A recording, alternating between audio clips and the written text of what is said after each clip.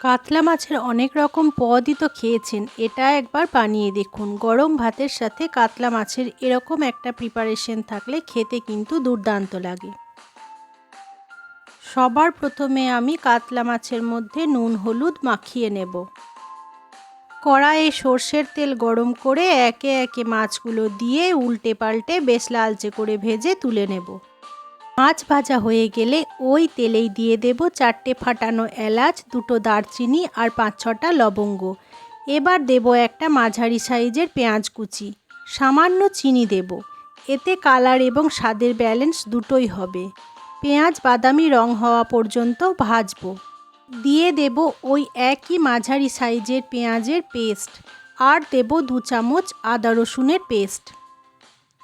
ভালো করে কিছুক্ষণ কষিয়ে নেব যাতে পেঁয়াজ আদা রসুনের কাঁচা গন্ধটা চলে যায়।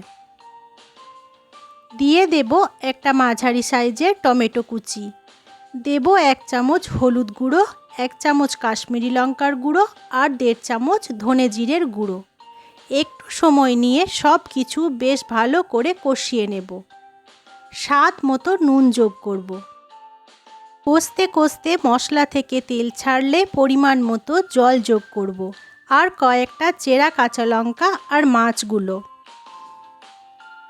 এরপর ঢাকা দিয়ে 10 মিনিট লো আঁচে একটু ফুটিয়ে নেব। তাহলেই তৈরি হয়ে যাবে কাতলা মাছের দারুণ টেস্টি এই পদটা।